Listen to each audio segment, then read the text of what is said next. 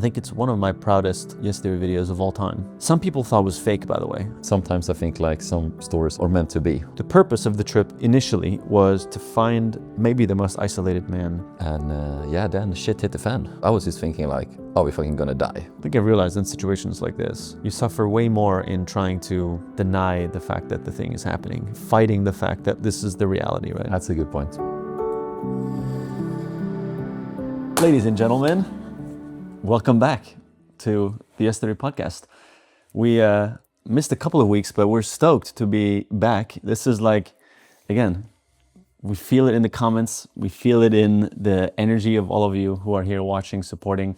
And I've been seeing people commenting on the main videos now being like, I'm watching the podcast. So it's starting to spread. We're still keeping it a little bit secret because it's nice to have a little micro community here for now, you know, and just sort of grow it and enjoy having a smaller space together. But it feels good. Like, it's fun to do these. It's always a little bit nerve-wracking before. always some nerves. Because this is fun, and but we also go into these conversations very open. Yeah, why is it nerve-wracking? Like, if we start with that, like, why? Well, because I can also feel it, you know, and we put up the cameras and they're like, then we're rolling and then we just go in a bit. But why is it a bit nerve-wracking? I think anytime I record, I want to make sure I don't waste people's time. Mm-hmm. At least that's so I just want to make sure that, yeah, we do it well, we do it intentionally. And then right now, I mean, we have a lot of things that we're working on. So it's easy to feel a little distracted, but at the same time, I can't wait to speak about the madness of the last episode that we just posted. Yeah. Because I saw someone comment and they called us out a little bit. They called me out on my voiceovers. Someone was like, I'm tired of Thomas saying this is the craziest thing they've ever done. It was the craziest. And like, it's fair. Okay, that was a fair criticism. It is true that I do say like, this is the craziest video we've had, you know. But really though, for those of you watching who have watched Yes Theory, doesn't this qualify? I mean, we've definitely done crazy things. I think there's 2 or 3 things that I would put up there on like a comparable level. Yeah. But in terms of unpredictability, in terms of stakes, yeah, there's just so many things that could have gone wrong. And we were so vulnerable to... And it did go wrong as well, so... It did go wrong, yeah. We're going to talk about that in this episode. So. We also like didn't really eat food for several days because we caught fish at the end there, but one day we had one meal and it was evening, we had a bit of crab. Yeah. That Mario was amazing to cook. Anyways, we'll get into this, yeah. We'll get into it. We have stuff to talk about, and this is the purpose as well, one of the purposes for this podcast, to dig deeper, right? Yeah. Both in our lives, into our beautiful, loving, kind, amazing community, but also into the episodes, right? And this podcast now is going to be like, this episode. So hopefully the nerves has settled a bit for both me and Thomas. As Thomas said, you said you're afraid wasting people's time. I also have some kind of fear of like, you know, I'm good enough for, you know, contributing gifts to the war, but that issue I've had for over 10 years. Perfect. Just bury it. Just shove it down. We don't need to look at those things. That's not the best way to deal with any trauma. Just bury it.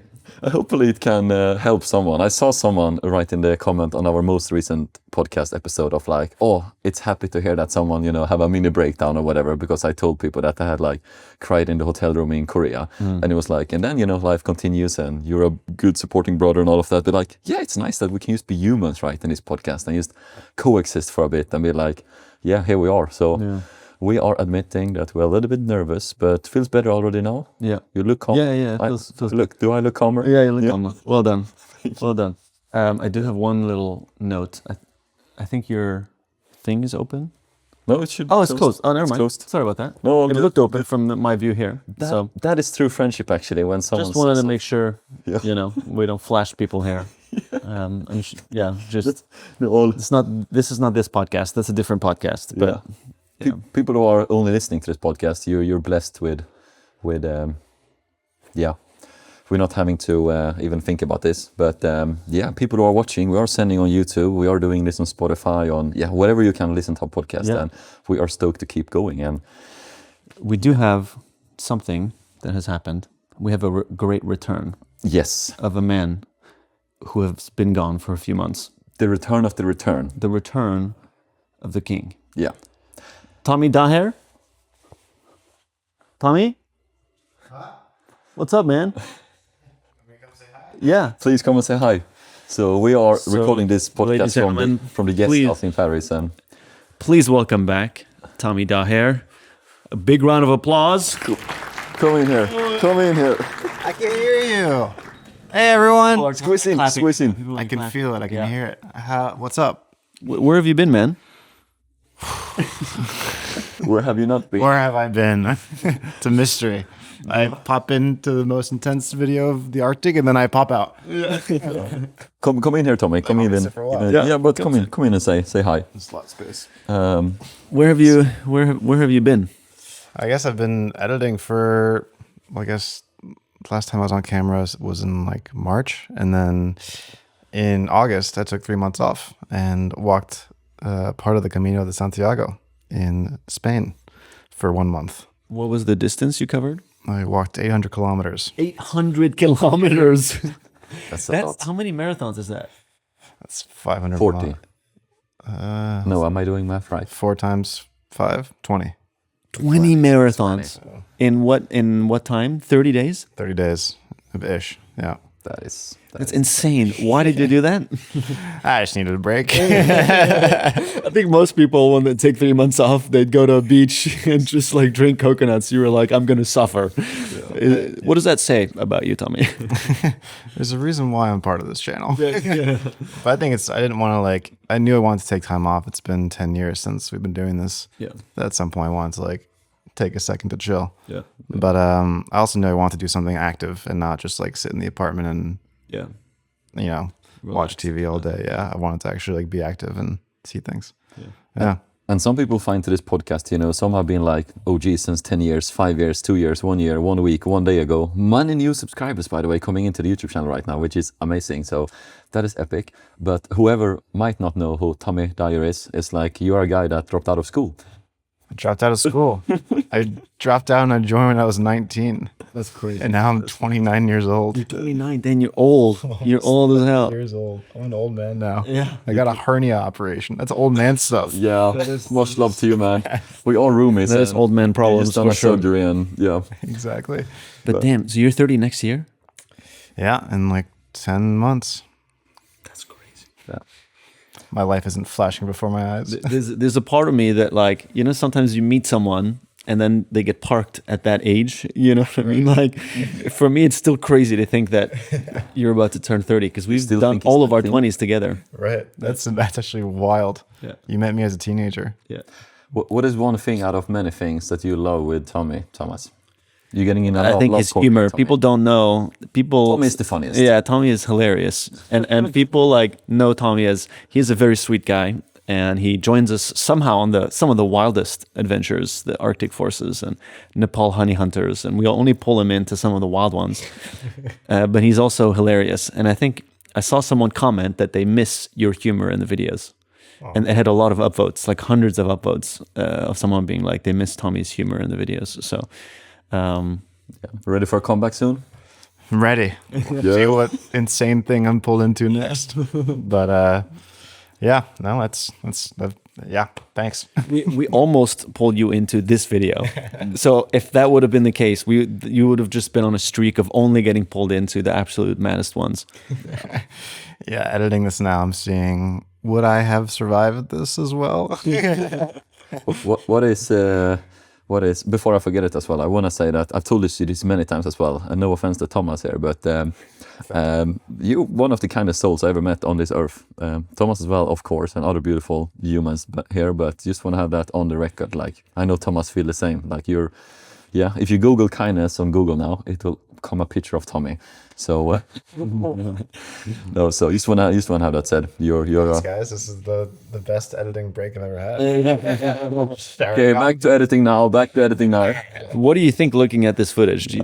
Because you're watching all of it. How does it feel It watching? is pretty wild. You guys really were stranded out there. That is no joke. I think it's also what you've described, the most dangerous parts weren't even filmed because you couldn't film because you almost got launched off a boat at night into the Pacific Ocean. I don't know if we need to beep just what he said now or not, because something we don't want to be secretive in this podcast. It was one thing that happened on that boat was that. Should I not said that? No, I mean it got rocky, and at some point I fell out of my chair, and I was wearing a life vest, but yeah, it was definitely like not a fun moment where you're like, oh, okay, we actually really need to like hold on. Like Yeah. we can't just I be was terrible. sitting.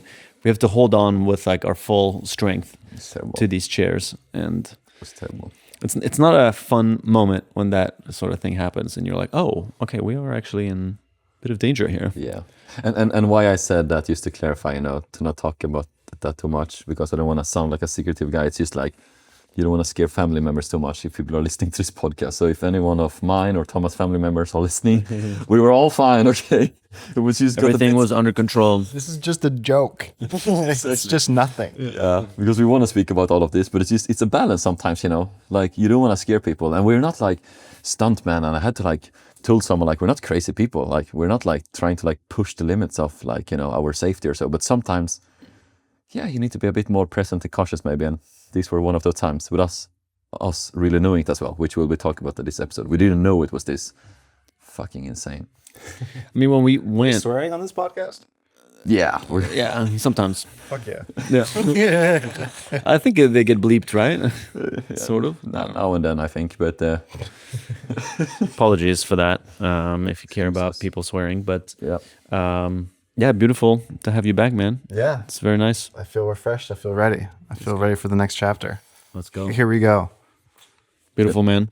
We had a dinner last night, the three of us, until like 2 a.m. and or I went to bed 2 a.m. But we had some good chats, boys. Yeah, we did. A lot of fun is to come. Much to come. Yeah. But the best is yet to come. Yes. And let us know if we should have Tommy as a full guest on a few episodes. That'd be quite nice.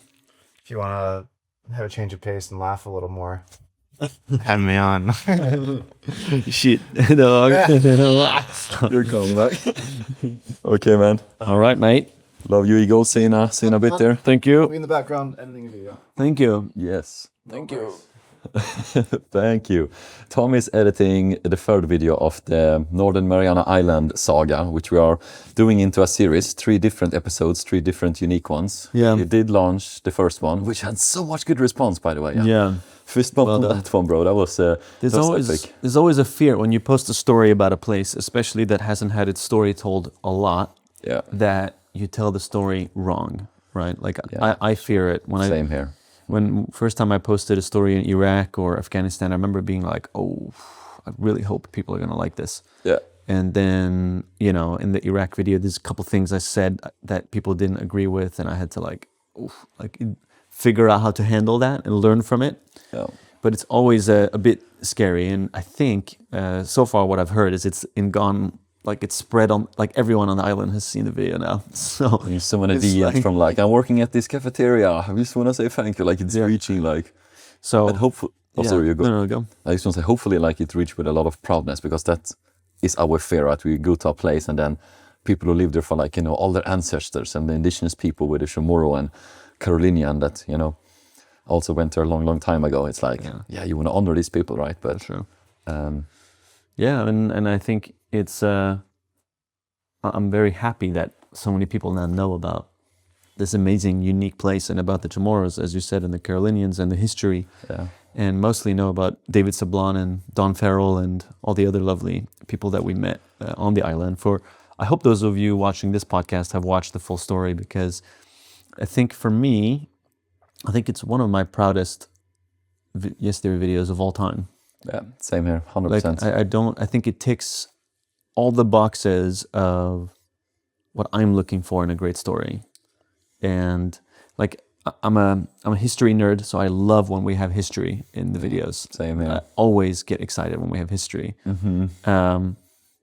And there's human connection where we like genuinely just meet people that some people thought was fake, by the way. I don't know if you've seen, but some people thought we staged the interaction. Yeah, It's like, I saw that you went in the comment section because someone wrote something very beautiful, and then someone commented, like, oh, it's fake. oh, it's Staged. staged. Like, what are the odds you meeting a 94-year-old man? Yeah. And then you went in a comment. I saw that, by the way. We haven't spoken about that. You went in and left a comment of like, do you think we told a 94-year-old to like drive up at the parking lot? Then Pretend like. If we set it up, we would just say it. We're not going to act. We're not going to ask him to like act in a parking lot. But you know what? Let's not even feed that energy, because I know people listening here and people tuning in, like the broad majority. But there's always someone out there. But that's also a comment on that. I think it's also people missing belief in magic, right? And we happen to have that belief, right? And people tuning in and listening now, I believe many of you are believing in magic. So I just feel sorry for people who don't, right? People who have like given up that, you know, magical things can happen, meeting people. But of course, we are also in awe, right? Also, when we were at the island, right, we told ourselves, interesting how this is going to translate, because we felt the magic. We were like, is this like meant to be? And also when we met for the first video, we met a 94-year-old and his granddaughter we met as well. And this island has like, you said 50,000? I don't know. 50,000. It has a lot of people living there. You know, I texted Dave Sablan's granddaughter the other day and asked like, you were just there temporary, right? Like she was not even living at Saipan. She was just there now visiting, and we met her on another island.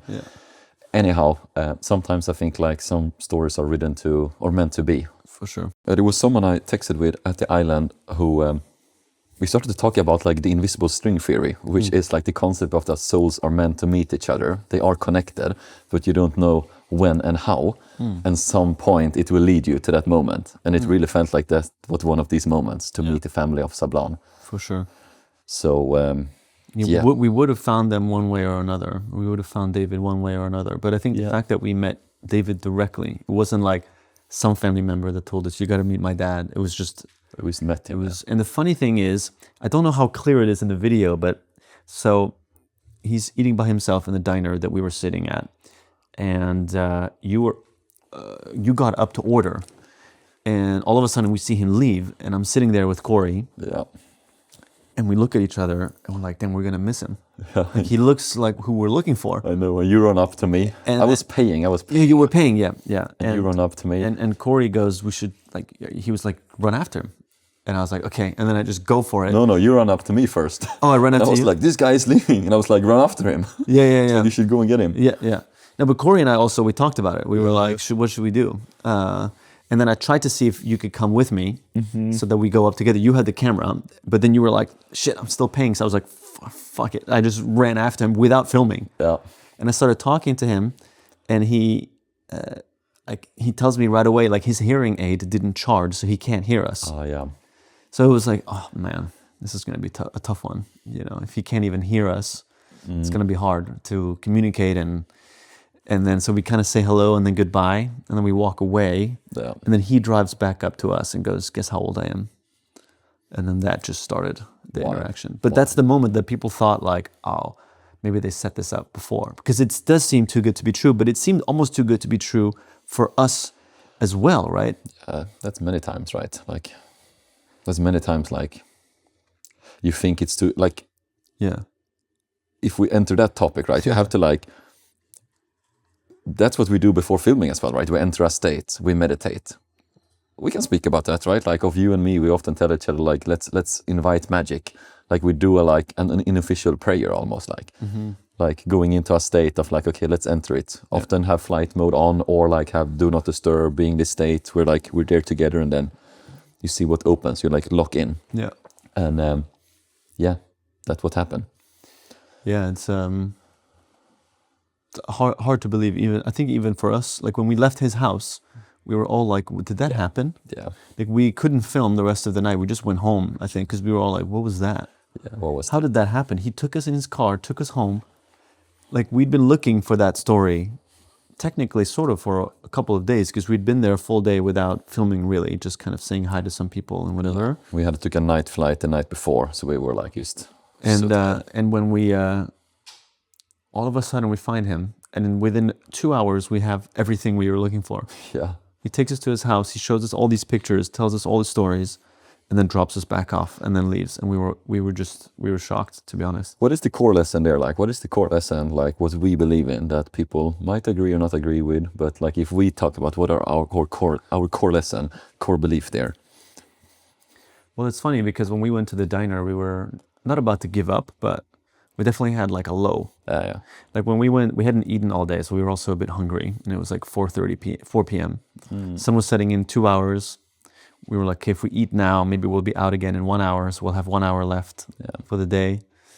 And we were like, damn, maybe we're not going to find that magical elder that we're looking for. I had also slept in a bit, which was my bad in the morning, whatever. And you had met these beautiful Shamoran people that you could see in the video as well. But because I had slept in, which was not in the video, but I had been sleeping, I was not with, right? And we couldn't film that moment. And it was a bit frustration, right? That because we were like, that was nice, the right moment, right? Yeah. And I felt, that, oh shit, maybe I messed up here, which is natural, and we spoke about it and all good. But then we also said, and I remember me saying, like, I was like, I know this sucks now, but like, there will come more moments. And we're like, yes, it will come more moments. We both tapped into that, right? Yeah. So I think both of us have that ability, right? Not always. It's not always easy as well. But even if you had a missed opportunity to keep believing, like, more doors are opening, maybe even greater doors. Yeah. The best is yet to come, as our Tommy has said here. Yeah, it's... I think you have to keep trusting, and even when you have the low, just being like, okay, that's a part of the journey, right? Yeah. It's not always, it's not always that we film a yesterday episode and we just find the perfect person immediately. Like it takes effort. It takes effort, and then people think we get lucky, but also there's not one person that we pass that we don't like try to assess or say hi to. We say hi to so many people off camera too, to get a vibe and see maybe these people, no, those were tourists over here. No, they don't know anyone that's like of the age that we're looking for. Yeah. Like there's so many interactions that we either cut out or never film, right? So it's not like we did get, there's an element of ending up in the right place at the right time. But there's also a lot of searching and putting ourselves in the right place at the right time. I think you have to create your own luck, right? For sure. My dad always said that. He was like, you create your own luck. If you're relentless and you keep putting yourself in a position to be ready for when the moment of luck arrives, then you are so much more likely to become lucky, right? Yeah, for sure. And actually, I learned something interesting in entrepreneurship class a long time ago. It's interesting, this podcast is becoming like revisiting old concepts. But, but that have marked me, and this is a very interesting one, which is they did a study on, there's two groups of people. One group of people that consider themselves lucky. Mm-hmm. So they say, like, I'm a lucky person in life. And the other group is considering themselves as unlucky. They say, oh, I'm just unlucky. Things never go my way, whatever. Like, that's how they identify in their life. Oh.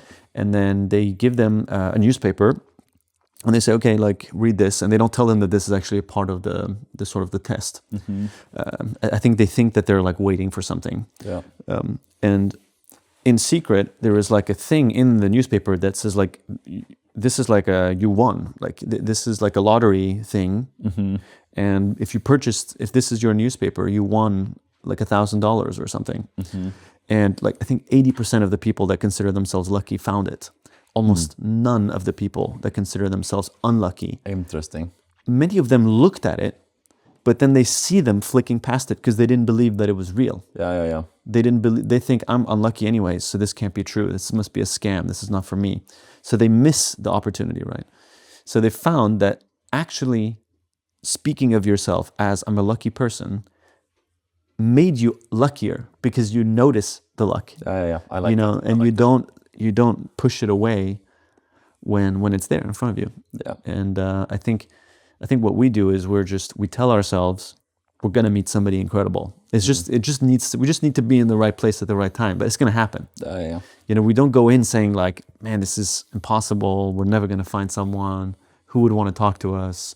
We go in with the opposite. We're like, we can't wait to meet this person. Yeah, that's what we say before we start filming, right? We're like, it's going to be amazing. We can't wait to tell this person's story. Yeah, I sit and think sometimes about the person we're going to meet, what's this person doing now? And sending like blessings or good energy to this person. And like, hope this person going to meet us with love and grace. And it makes a huge difference. And then it happens. And maybe some people think like, wow, that's a concept that is far away your reality. But in this podcast, we wish to share our concepts and ideas and thoughts, and for you to engage in the comment section, right? Please write and connect with us. Like, what are you resonating with, and what's your thoughts on this topic? Yeah. But to believe in something, it's the whole foundation, right? Also in love or in dating life, you have to like believe.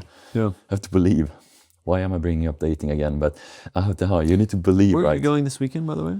Where I'm going this weekend? Yeah, just checking. Just checking, yeah. Yeah. Are you free this weekend to hang out with one of your friends? I'm busy this weekend, actually. Oh, okay. Yeah. You'll be in Paris? I will actually not be in Paris, so... Yeah. Oh, you going home then? Oh, it started to rain now, man. You going to Sweden? You going home? It's raining in Paris? You gonna go visit? Actually, not going to Sweden, yeah. Ah, okay. But I'm, might be going to, Scandinavia actually. Oh, So to what exactly? we're not talking about dating in this episode. We're continuing. I'll let people fill in the blanks. I'll just be here by myself. It's fine. I love being by myself. It's all good. No problem. Back to believing. I'm getting shy here now. Thank God I'm having a hat on today. I can hide a little bit. So we have to believe, right? We have to believe in that subject. We have to believe in every time we go and film somewhere, right? Damn you, bro. But if we, you got me laughing now. But so sometimes, you help me now. Now I got.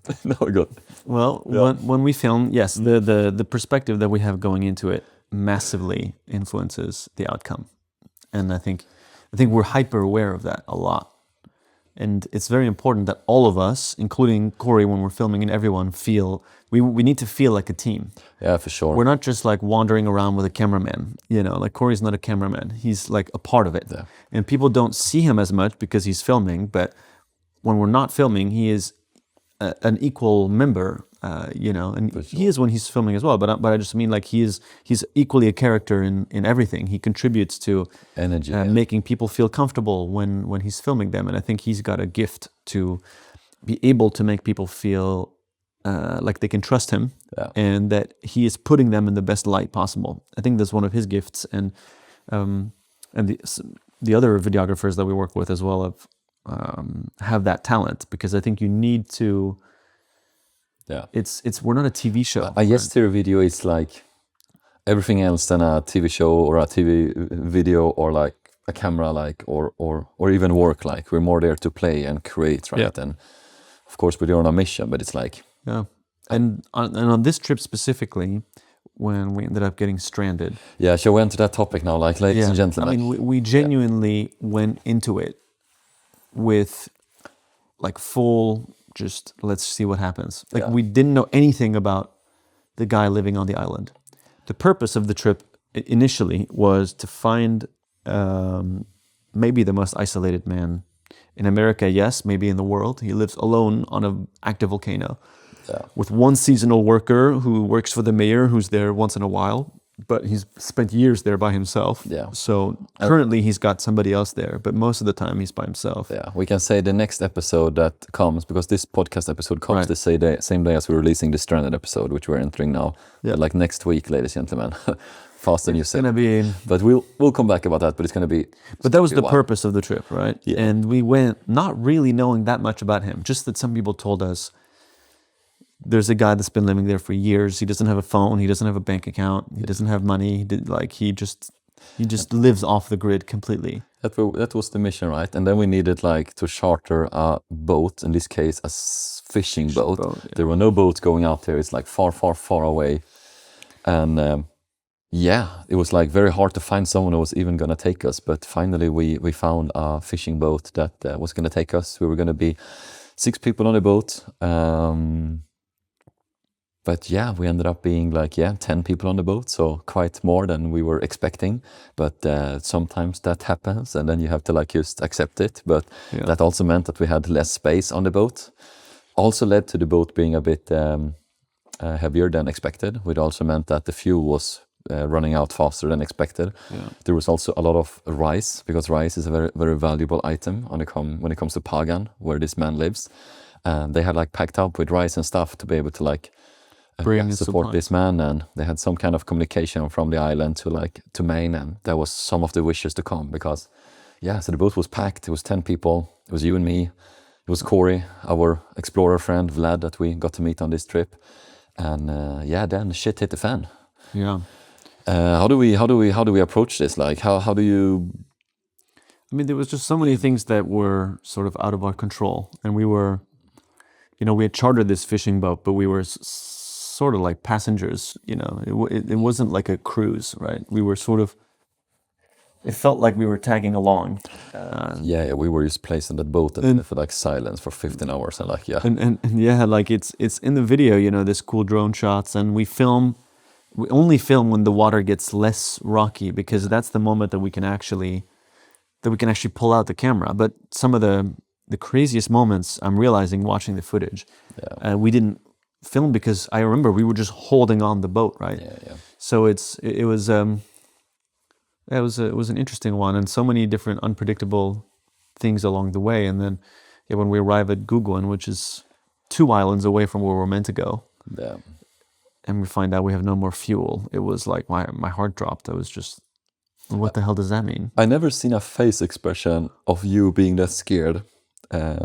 If you've seen the video, you can maybe remember as well, or you can play back to it if you want to see it. But anyhow, you can see your face. You're like, you actually fucking like I was scared just in like that moment. shocked. I was just like, I had so many things going through my mind. I was like, okay, what does that mean? Do we have to survive then here on this island? Are we gonna even be able to go to Pagan? Yeah. How long are we gonna be here? The craziest thing is one of the things he told us, I don't know if we kept that in the video or not, but they basically said we may need to get pulled back by the US Army. Like they might need to send a ship and pull us. That could take multiple days because they would need to come from Guam. And then they wouldn't pull us back to Saipan. They would pull us back all the way to Guam, which is a whole other island. It's not in the Northern Mariana Islands. Yeah. And then we would have to figure out how to way to get back to Saipan. And what was going through my mind was just, this could be a disaster. Yeah. Interesting that you were thinking like that, because I was just thinking like, are we fucking gonna die? I was playing like the very different scenarios in my head. Yeah. Just like, if it's gonna take days for help to arrive, okay, I guess we can fish. I guess we can stay on one of these islands. How's that gonna work? And then it's just like, there's very much the concept of surviving on a deserted island, and people have done that as a YouTube video. Yeah. I don't know if many people, if anyone, has ever actually been stranded like in the same situation we were, because we had no food. We had to actually I don't fish think so, and because hunt. this was like zero plan. It happened in a moment while trying to go to another island. But my comment of like, are we gonna die, which is a very big statement, and I hope I'm not scaring anyone, but just trying to share like what emotions were going on. That was like when we were maybe trying to send it from Gugan to like the next island. Yeah. It's 1 hour before sunset, and it's like very intensely discussions for like over 1 hour. Yeah. Like that can't even be comprehended in the YouTube video, but like for over 1 hour between the captain, between Vlad, between me, And we called I was the owner of kind of the the one boat too. mediating, right? We were all talking, but like I was talking with you and Corey, but then I was up talking with and I heard it most firsthand, of like, shall we send it? Shall we go? And we don't have to go too much into details. I think everyone did their best, like you shout out to like everyone on that boat, just trying to handle that situation, right? Because it's a tough situation for being a captain or for being a member on the boat. But like, if we would have sent it, and the sun hits and we don't reach the next island, shit, I'm getting heartbeat talking about that. Like imagine like drifting on open ocean. That's scary. In like not the most modern fishing boat as well, like the it fault would have starts taken the a while water. for them to find us, probably, even with helicopter. And I don't know if they would send one at night.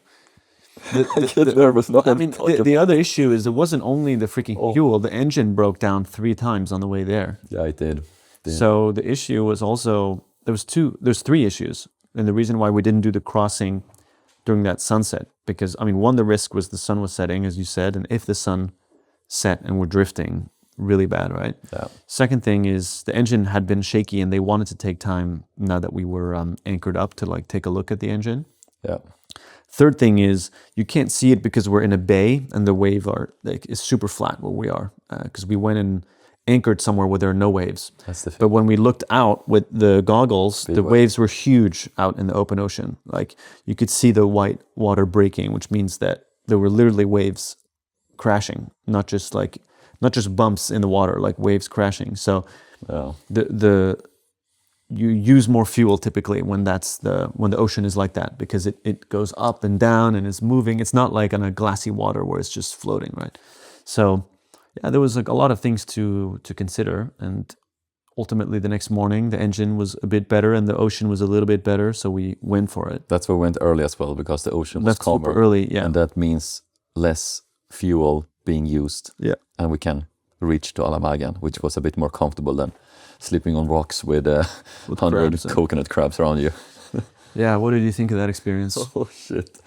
I don't know. Yeah. I hope that you have watched the episode. I would recommend watching it if you're hearing this story. it would help to have the context because Yeah. those crabs were like I was going to say this podcast absolutely episode. gigantic. Yeah, this podcast episode kind of needs for you to like watch that if you like want to have a deep dive. Yeah. But like there was some big ass coconut crabs. I'll tell you that. And the ones who've seen it, you've seen it, and they are named coconut crabs because they can open coconuts with their claws. That's pretty wild. And you know, I have a bald head. You know, a coconut, same but different. They could have just like- cracked it open. Yeah. Oh no, God bless. But I was like, I was so scared. I was like, yeah, putting on sunglasses and gloves and a hat and everything. I was like, I'm gonna. What is that gonna help?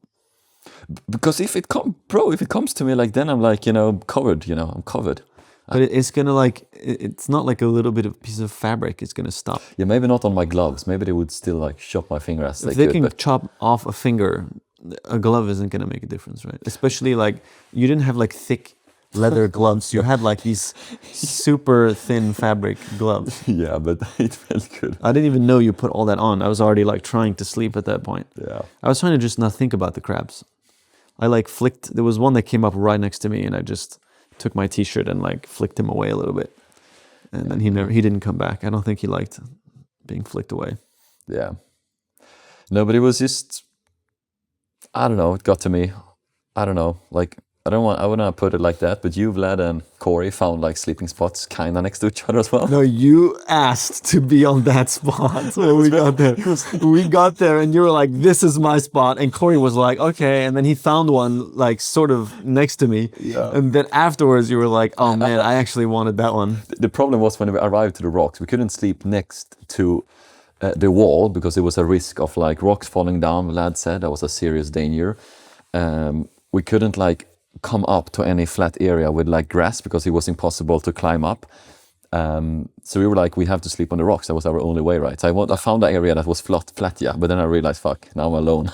Yeah. So, but I was pretty exposed there with like all these coconut crabs. And, but it was a very spiritual experience in the sense that you had to like expose yourself for deep fears and at the same time stay calm because it didn't help to freak out. And I felt that I didn't freak out. I didn't feel that you, Corey, or anyone else freaked out as well. I was scared for the crabs. Yeah, you can see the video and figure that out by yourself.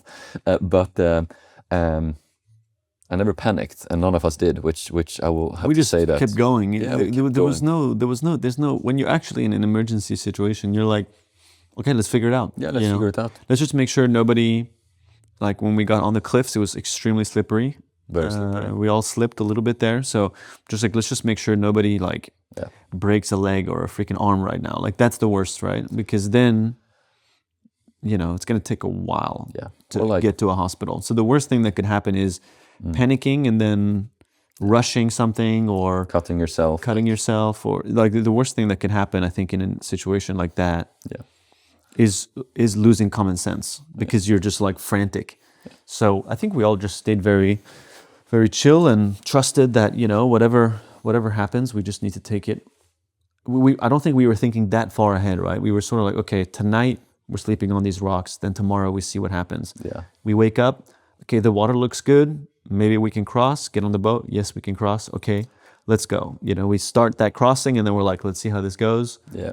Luckily, it went well. It took longer than expected, but we were okay. We arrived at Alamagen, the island is called, anchored up there. Yeah, could sleep in a tent, sleep inside in that and sense. Then, the time on Alamagen was actually really nice. We were sleeping on the beach. We had a tent. Mario took care of us, found some crabs, and they fished a little bit on the boat and actually caught fish. So we had a good dinner there. And it was nice. I really enjoyed it as well. We even had a cinema night with Vlad putting up. We have to talk about Vlad because I think Vlad is Before we talk about Vlad, we could talk about Vlad first as well. But I just want to talk about now when we are in this situation, being like stranded, being there. Like I want to like just process a bit more like what happened within ourselves, like in a moment like that. Because yes, we stayed calm, we stayed collected, we stayed like that team. But sometimes it got to me like, when I slept the second night in the tent, I dreamt all night about being, oh shit, we're stranded on a deserted island. And then I woke up, and you were like, good morning. I was like, I dreamt about that I was stranded on a deserted island. There was like something happening, right? Because, you can't move, right? You can't leave that island, even if you wish. It's an interesting interesting experience that like just interesting to reflect about, like what happens with you in a moment like that. And I think what you say is like just to continue stay calm, right, and stay present and like take one foot after another, right, of like getting food, getting sleep, taking care of each other, not getting hurt, not panicking, or so, because it doesn't help. And we knew that help were coming. We knew that fuel were sent. We didn't know like if they were going to make it during that night ride or how long we needed to wait, but in somewhat like help was coming. But it was like, interesting situation. Definitely.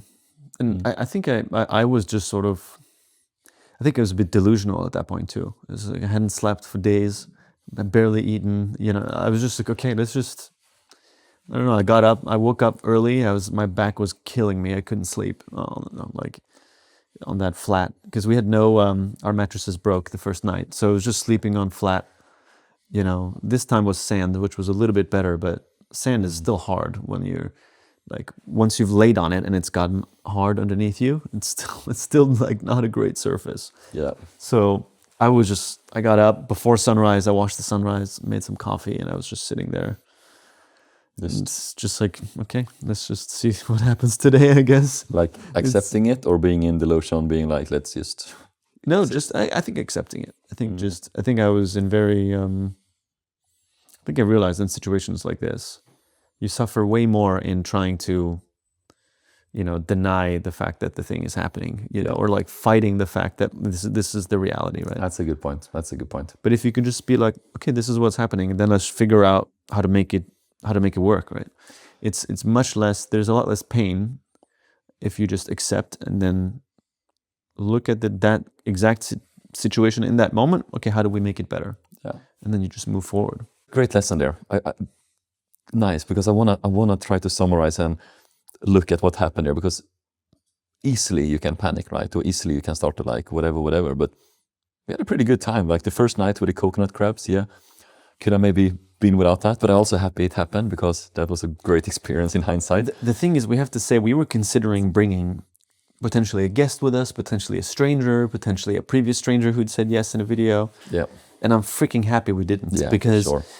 I don't know if everyone would have been able to trust that this situation was going to get resolved. Like we had to have a lot of trust in that moment, right? And communicate clearly. And we'd been in a few crazy trips before and had experience, being in a situation not like this, but just needing to stay calm, right? And I think I was very happy that on our side we were a fairly small team, and I know that each of us can handle ourselves. And then the Chamorros, some of them grew up on these northern islands, they were not worried, right? They were worried about the boat, but in terms of survival, they were like, no, we got it. Yeah. And we'll find food. That's not a problem. Exactly. Maury was a bit worried maybe when we were on the ocean and the engine had problems. Exactly. But when we were at islands, we were all good, in that sense. They were like, this is our home. Once we were on land, it was fine, right? It's only when we were crossings that the stress went up for everyone. Like, captain was super stressed, like really nervous, because he knows that if something happens, it's 100% his responsibility. Yeah. Because ultimately everyone can have an opinion, right, on should we go, should we not go. The rules and the law with boating is the captain has full responsibility. I don't know if you know that. Yeah, I knew that, So whatever happens, it's on him, especially if the final decision that he made was to cross. So it was only sketchy whenever we were like between the two islands, just like knowing that the engine was not doing great, we were low on fuel. That was just like, we didn't even talk the entire time. We were just sitting there and just waiting. Yeah, just always. And you get in like this like weird trance when the boat is just rocking you like this. You're not sleeping, but you're just like kind of like, it's hard to stay awake. Yeah. So you're just sitting there like this for hours and hours and hours, and then you like look and see like, are we getting closer? Yeah. Oh my God, we're not getting closer. Took 15 hours on the boat from Saipan to Pagan in the end. Yeah. And it was meant to be between 8 and 10. Yeah. But hope you enjoyed this chat, guys. Hope it's not like too much to hear like the northerness of it, but we wish to invite you when it's like northerness and intense like that, or when it's like celebrational or beautiful. So, and it's a mix of this one here. And I never wish to have this trip undone. One of the greatest trips we ever done. Absolutely. As well. We spoke about that when we came home. We were like, sure. this was one of the greatest trips we ever done. So it was a real adventure. Definitely, I think top 3, in the top 3 trips for me ever with the Esteria that we've done. Same here, top 3 for sure. And I really enjoy traveling to a place and realizing how little I know. Mm-hmm. The feeling of arriving somewhere and being like, whoa, I had no idea this existed. I didn't know that, I didn't know anything about the Chamorro indigenous culture before. And then being able to speak to them about it, a lot of it off camera, but just learning was awesome, and just the spiritual elements of it and the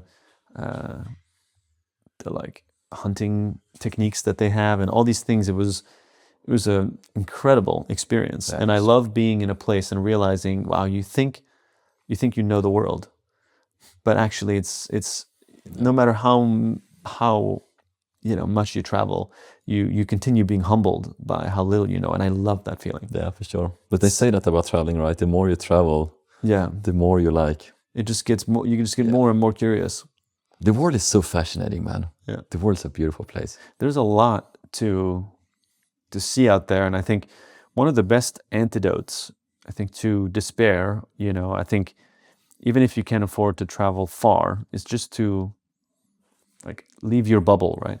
Yeah. And just move a little bit and realize, or say hi to someone that you wouldn't like, even just a cashier, right? And realize, whoa, this person has a whole life of their own. It's the best. It's the best. Because then you're like, whoa, okay, I'm so much in my own. It's so easy. Yeah. I think humans default so quickly to being in their own world because we only know, we live our world, our lives through our POV all the time, right? And the moment that you have the chance to enter it from somebody else's POV. Yeah, it's amazing. I love it. And then it's I think can be even more transformative if you get to do it with someone who, again, comes from a completely different culture.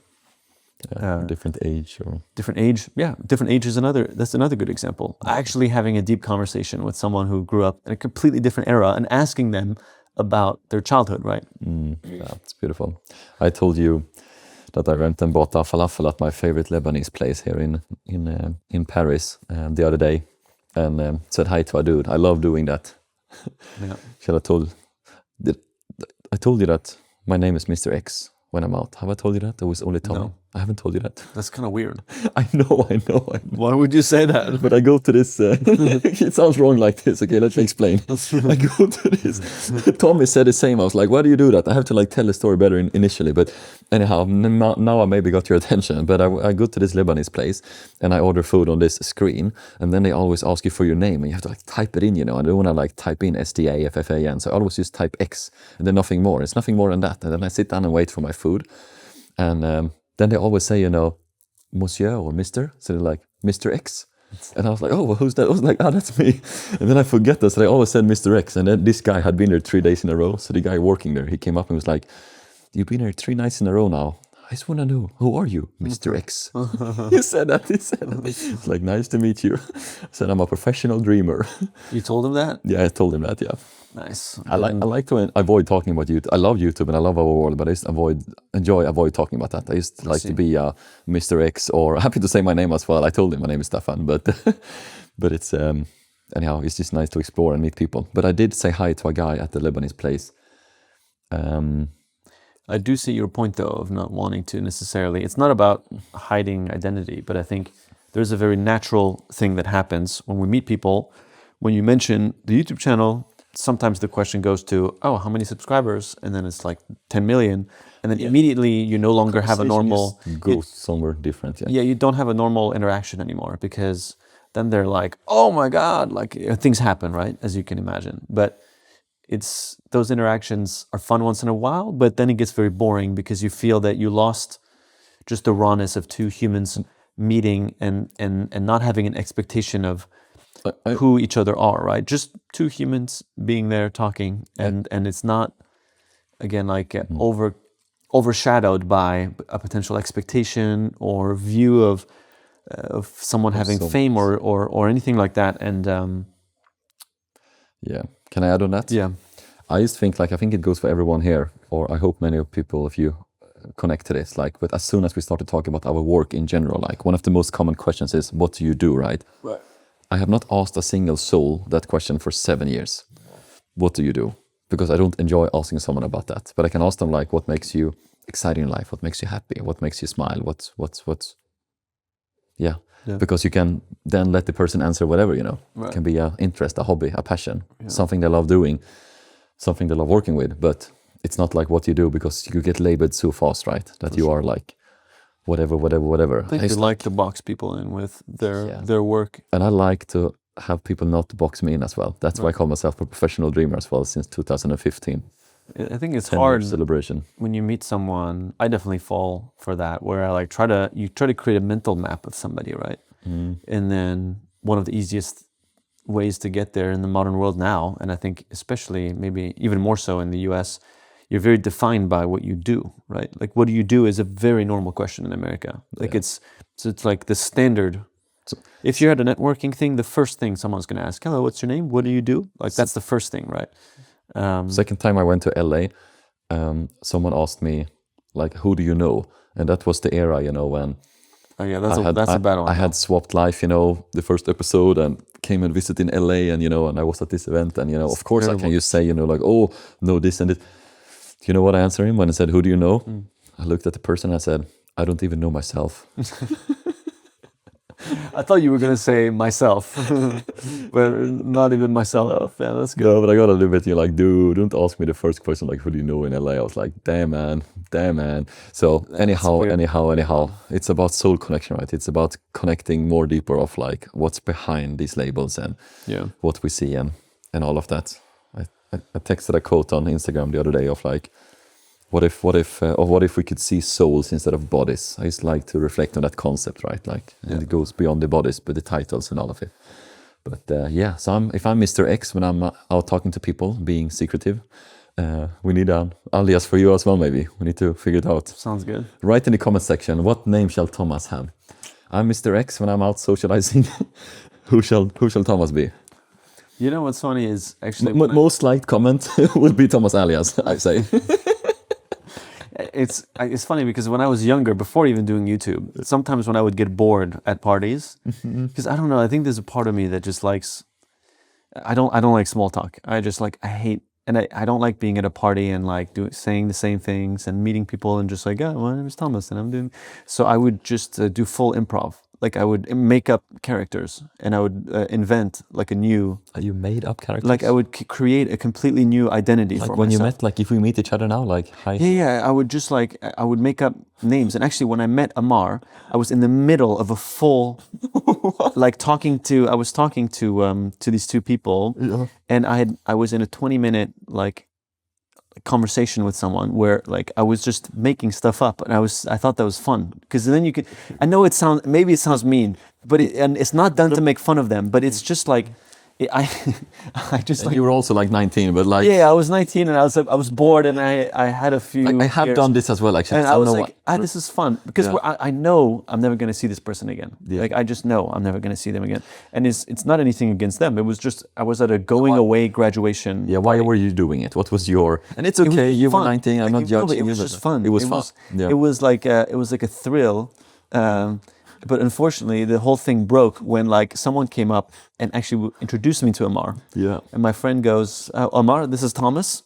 But I told these people a different name. Oh, shit, man. And so I was like, oh. And then they were like, I thought your name was, I forgot what name I gave him. Today I could never see you do that, but I can definitely see you doing that before. Yeah. Maybe you should join me one night, Mr. X and Mr. who we'll see in the comment section. Maybe people will judge me for this. I don't do this anymore now, but at that time I thought it was fun, and I haven't done it a lot, but it was just sometimes I think my ADHD at parties, I felt like boxed in, you know, and I needed to like do something that is funny. And they thought it was funny too when I told them, like, you know, like it was funny for everyone afterwards, you know, when and then we actually ended up hanging out the rest of the night, and it was fine, you know. It's not like they felt duped or anything, because I told them like I was just, you know. Then we cut past the small talk, right? Because then immediately we were actually talking about funny things. Did you ever tell someone at some point, you know, like I used to have to say I have HDAD. I used to do that character here. I used to find it was fun. No, sometimes I fully walked away from the conversation. Yeah. Oh, that's cool. But talking about characters, talking about legends, talking about unique people, let's go back to Vlad. Yeah. Our how do we present him? He was known in this case for us that being like pretty much the only one who could actually take us to Pagan, this super isolated island, because he had been there and very few people had been there. And he had safety tools and he has communication radio and he had Starlink and like he had these things that like if shit hits the fan, it's good to have him. So thank you, Vlad, for being there, first of all. Spaziba. But yeah, tell us more about Vlad. I give the word to you. The thing is, Vlad, you don't get to see how magical he actually was, because he does have this Russian, like not too outspoken personality, and even when we were filming, actually, he would like almost quiet down more. But off camera, he was actually very lively, super funny. He had so many insane stories. He did say right in a WhatsApp message, right, that it's okay that we talk. Yeah, I don't know how much we can talk about actually about his past. Yeah. I think maybe we need to confirm. Yeah, we can just say like this. Out of all human beings we met on this planet Earth in our lives, Vlad is up there in the top. Most unique characters for sure. And we hope to tell like a deeper story about him. We're also looking into making another story. Yeah. So what we just can say for you who've seen this video, we love this man deeply. He's a very kind and caring man. He took care of us a lot. He's a very unfortunate story of like where life took him, which is what can we say? I don't want to think be we can secretive. say that he is stuck on these Northern Mariana Islands essentially, and He's stuck. he has Can't leave.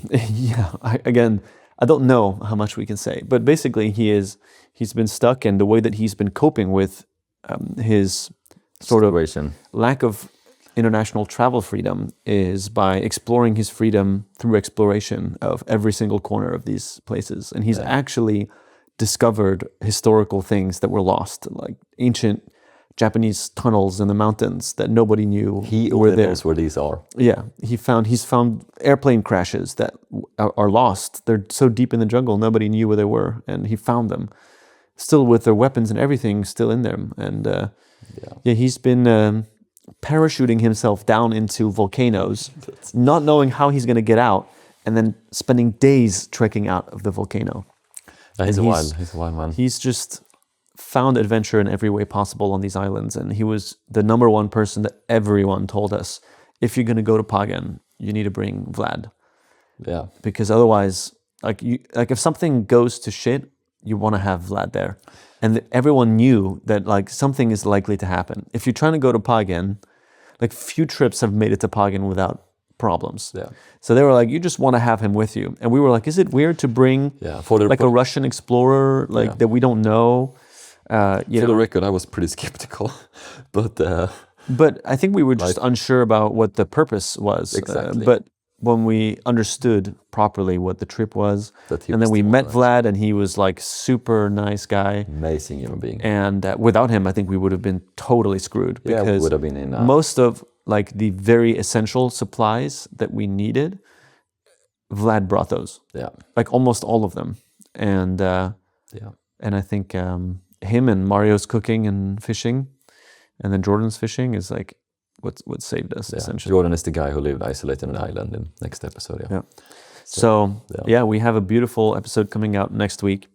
This was a bit of a trial episode of the podcast, trying to speak more into the details, the behind the scenes, the madness, the emotions behind the actual episode. So I hope that you have enjoyed it. Let us know what you think about a format like this. Like, what do you think about us digging deeper more, talking about names, etc.? Because if you haven't seen the episode, it's hard to tag along. But if you have seen it, it can hopefully be very interesting. Yeah. So, and we are thinking about, should we have actual guests on like a regular basis? We're sort of thinking about it, sort of thinking maybe we keep it, these conversations. So whatever, thoughts people have. Let them know. Let us know. Yeah, because I think there's... This podcast now, I think, there aren't many podcasts oriented towards adventure, experience. And I think ultimately it's the main thing most people want in life, right? I think most people want, especially our generation, I think care more about experiencing the world, and I think that's why travel is so popular over, you know, I think the path of like buying a house and all that stuff is like so much harder for our generation because of just the state of the economy in the world. So I think what we think about in our generation, and I think Gen Z also, is I want to live, you know, I want to experience the world, I want to see it, and I don't want to be stuck in, you know, and I think so many people have pent up energy from COVID and haven't been locked inside, that like I think there's this hunger, I think. Yeah. And I think a podcast that is all about that. I think so as well. I want to add at that because I know you mean that as well, right? It's the exploration of, like, as you said before, like going out and meeting someone, going out and connecting with yourself, or like going on a trip somewhere, like either in your city, outside your city, within your country, on another continent. You can take it how far you want, right? Yeah. Or to the moon if you wish to go very far, which is a bit harder, but it's like, but to adventure and to explore, right? It's inner exploration, outer exploration. That's what my life, our life is about, right? Yeah.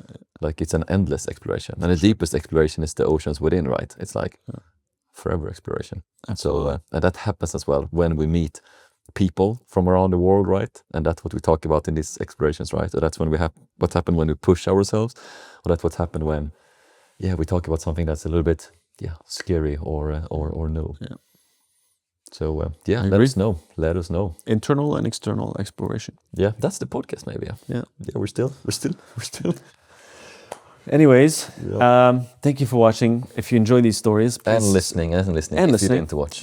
Please subscribe wherever you're listening or watching this. Leave us a comment. It means a lot. And if you leave us a like too, you know, it boosts it in the algorithm. Because right now, we're not promoting it too much, but it would be nice if people organically, slowly start to join our community here. The comments are amazing. They make my day so much brighter every time I read them. So Sure. don't feel shy. If you're a person that rarely comments, feel free to do it. We read all of them, and it's always super fun. So I appreciate you being here, trusting us, especially all the way until the end. And we'll see you next week, where we'll dive into potentially talking about the following episode that we did and what we learned from that. And maybe also what people are saying in the comments section that we shall talk about. Yeah. Let's do that. Yeah, beautiful. Okay. We love you all, guys. Thank you for being here.